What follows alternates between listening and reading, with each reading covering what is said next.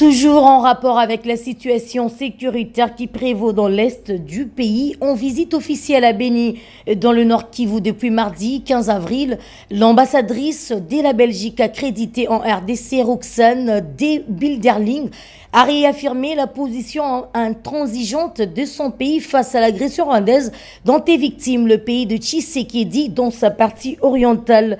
La diplomate belge a insisté en outre sur le respect de la souveraineté congolaise et sur l'importance d'une réponse forte de la communauté internationale. Roxane de Bilderling a également dénoncé le double standard appliqué par certaines puissances mondiales. On l'écoute dans cet extrait choisi par votre rédaction.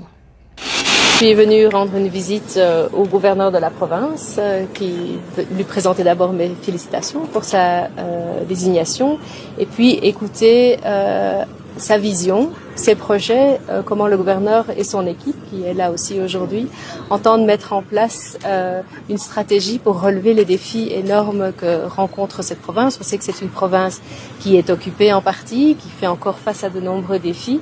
Et le gouverneur m'a expliqué sa vision en 3 piliers. Il y a un pilier évidemment humanitaire, parce que toute cette guerre, ça engendre énormément de souffrance, de déplacement de population, de besoins dans ce domaine.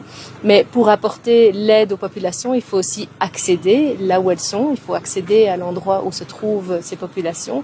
Et donc le deuxième pilier, c'est évidemment le pilier des infrastructures. On a vu qu'il y a beaucoup de travaux qui ont déjà commencé pour élargir la piste de l'aéroport. Ça permettra évidemment de reconnecter toute cette région avec le reste du pays, mais aussi avec la sous-région et d'apporter l'aide nécessaire, aussi d'apporter les produits qui viennent d'ici vers le reste du pays. Donc c'est extrêmement important de rétablir ce lien. Et puis il y a les routes. Il y a plusieurs axes routiers principaux qui sont en train d'être réparés ou reconstruits ou établis pour permettre de connecter cette population. Ça, c'est le deuxième axe. Et alors, le troisième axe, c'est évidemment la sécurité. Et la Belgique a, depuis le début de ce conflit, adopté des positions très claires de condamnation de la guerre d'occupation, de demande de respect de l'intégrité territoriale de la RDC. La Belgique a été en pointe pour condamner, pour faire adopter aussi des sanctions. Et vous savez qu'aujourd'hui, on en subit aussi des répercussions sur le plan politique. Mais on l'assume parce que c'est une position qu'on prend, pas pour faire plaisir à quelqu'un. Soyons bien clairs, nos positions, nous les prenons parce que nous estimons que ce sont des positions de principe. On ne peut pas accepter qu'un pays envoie des troupes dans un autre pays pour l'occuper, pour prendre ses ressources, pour faire souffrir sa population.